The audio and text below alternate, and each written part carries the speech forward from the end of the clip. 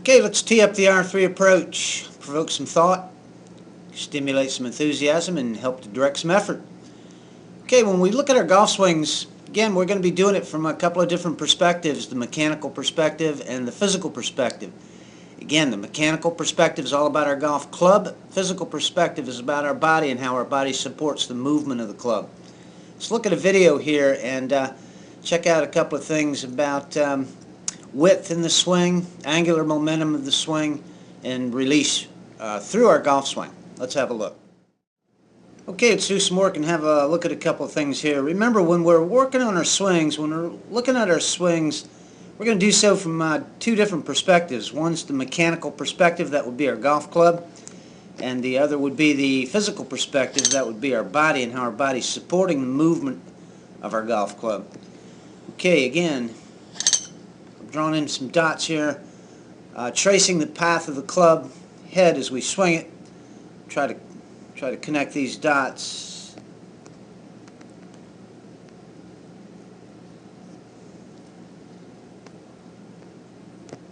That's pretty close.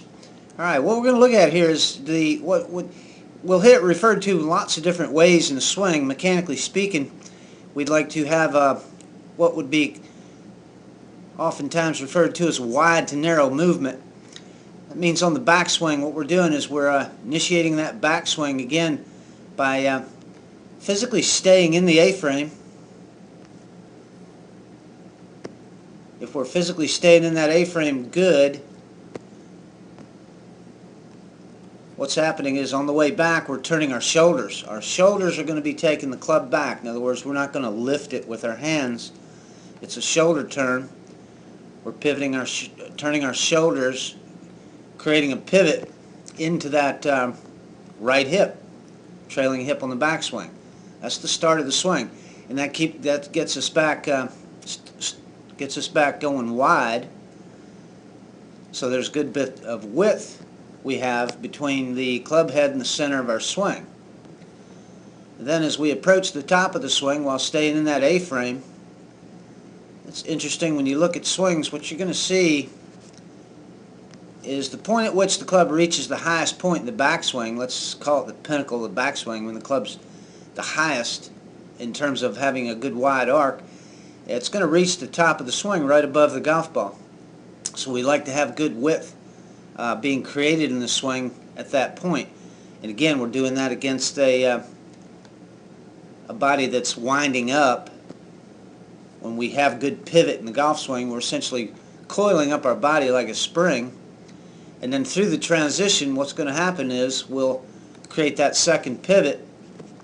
In other words, as we get to the top of the swing, there's going to be a slight bump of that left hip, as you can see there, slight bump of that left hip. And simultaneously, what's happening is the angle is being dropped down.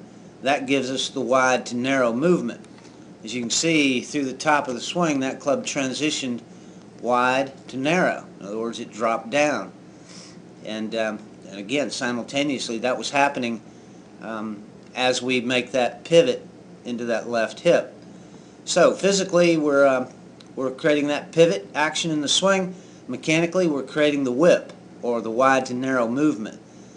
So then what that motion sets up is what's considered law in the swing, and that is what's happening down here through the 9 o'clock to 3 o'clock impact zone.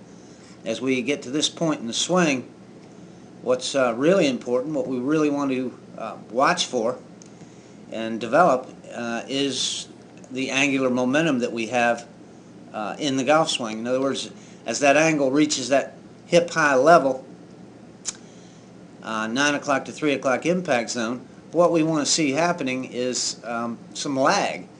And lag simply means that as that left arm approaches the ball or moves through the impact zone, we've still got some angular momentum building up in the swing. In other words, at this point in the swing, we don't want to, one of the primary losses of power would be due to losing this angle early or casting this angle out as we get to this point in the swing. In fact, if we do cast, what's going to happen is that club's head is going to reach the ball before the handle does. That causes all kinds of problems in the swing.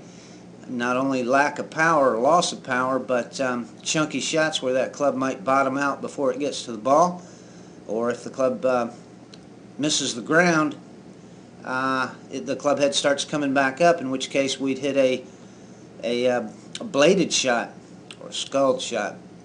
Okay, so angular momentum, we have to get pretty good at reaching, finding the bottom of the swing through that process of angular momentum.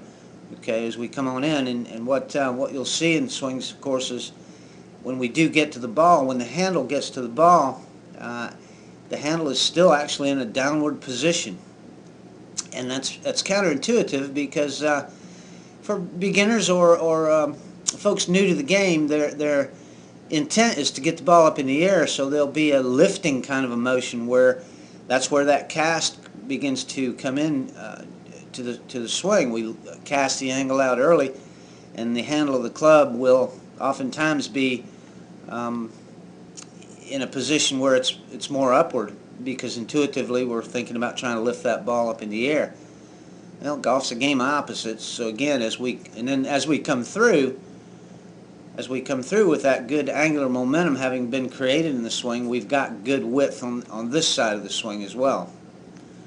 So again, the angular momentum that we have working in the swing is everything as far as creating good power in the swing. And again, we're doing that physically by maintaining that good A-frame position during the swing. Width, nice width on the backswing here. Maintain good width and height in the swing here. Then on the downswing move, again, we've got that angle coming in there good.